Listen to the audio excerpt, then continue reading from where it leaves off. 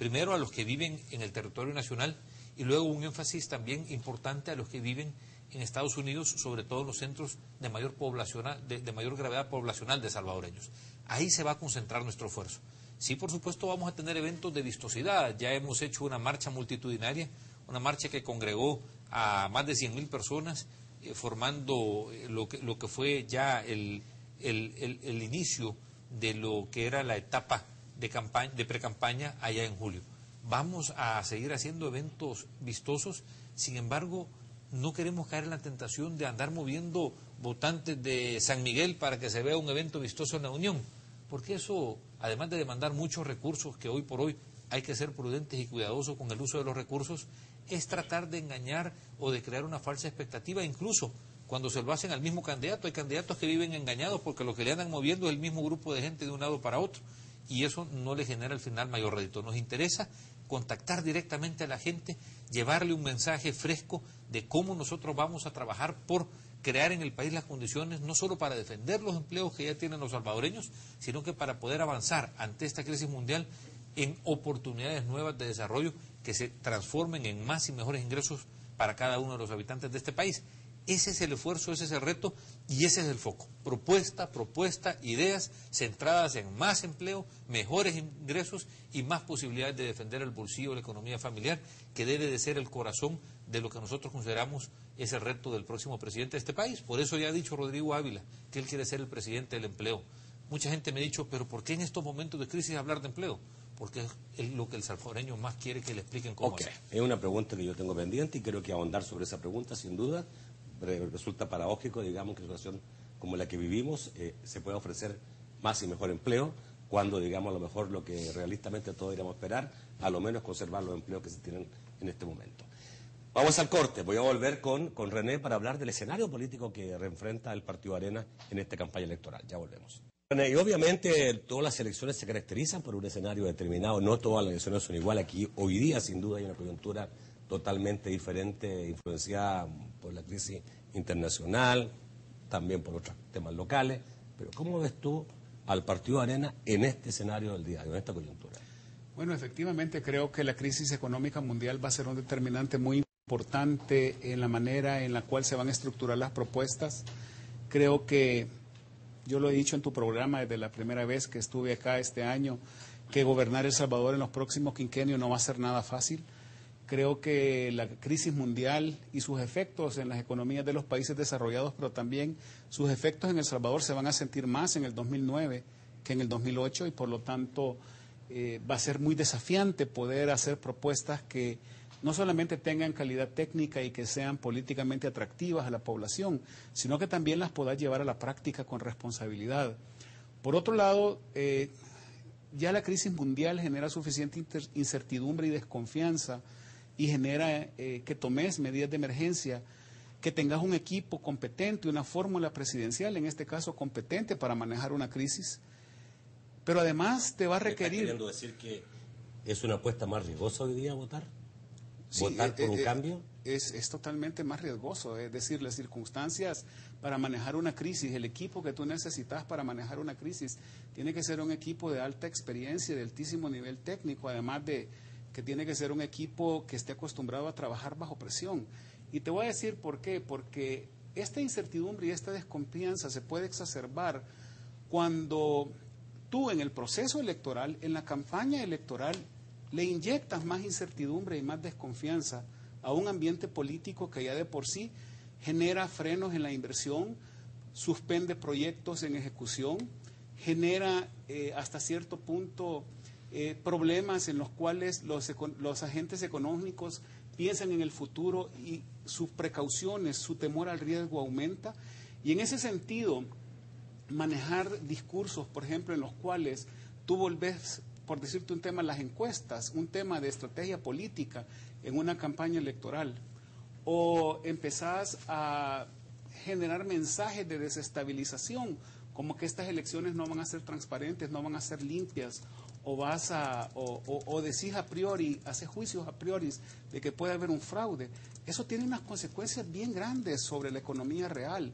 tiene una consecuencia bien grande sobre las expectativas de los agentes económicos, tiene una consecuencia bien grande en términos de la actividad económica de un país.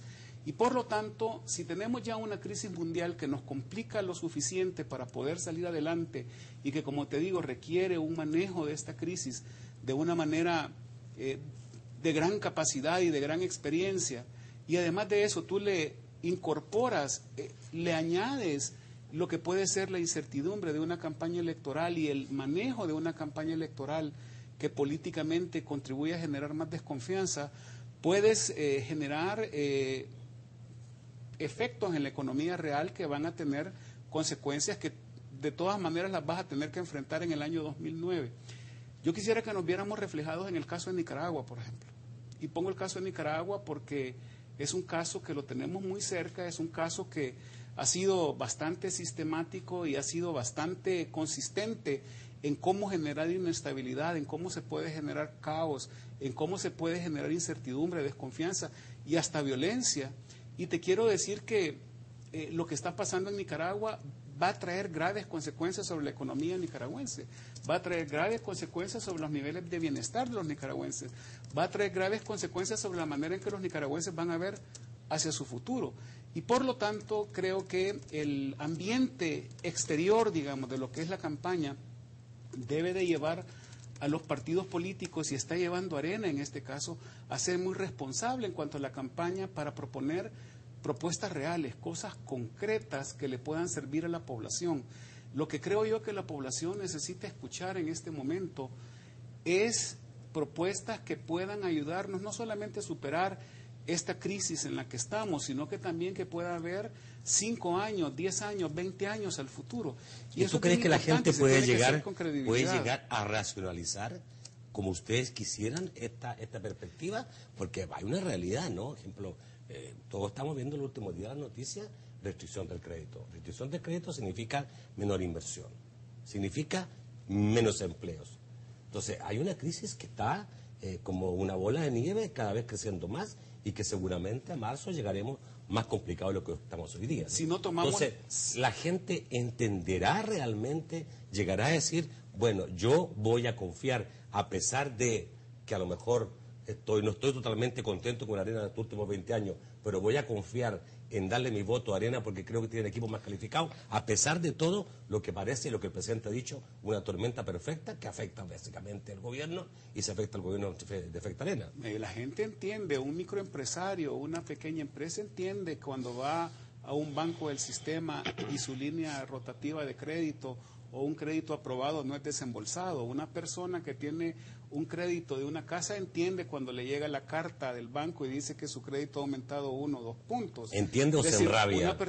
Las dos cosas, creo yo. Y te quiero decir que esa situación, si tú no tienes y no tomas las medidas correctas, por ejemplo en este caso, es importantísimo para poder proteger los empleos en este momento, suscribir este préstamo lo antes posible con el Banco Interamericano de Desarrollo, que es un préstamo, por cierto, destinado a crédito productivo, que lo va a suscribir el Banco Central de Reserva. Pero no solamente eso, yo creo que la fórmula presidencial de Arena lo dijo muy claramente, es importante que esos fondos lleguen lo antes posible a la economía real, que lleguen lo antes posible para créditos de recolección de café, que lleguen lo antes posible para la zafra de la caña de azúcar, que lleguen lo antes posible para dar créditos de avío temprano, que lleguen lo antes posible para oxigenar la economía. No hacer eso significaría un efecto de arrastre en los empleos, en el ingreso, en el costo de vida que pondría en riesgo el patrimonio de los salvadoreños. Yo creo que los salvadoreños entienden eso. Yo creo que los salvadoreños, si una conclusión sacaron de la cumbre iberoamericana, es que la crisis mundial no es una leyenda urbana, no es una excusa. La crisis económica mundial es una realidad que afecta a países como Brasil, que afecta a países como Chile, que afectaba a la mismísima España.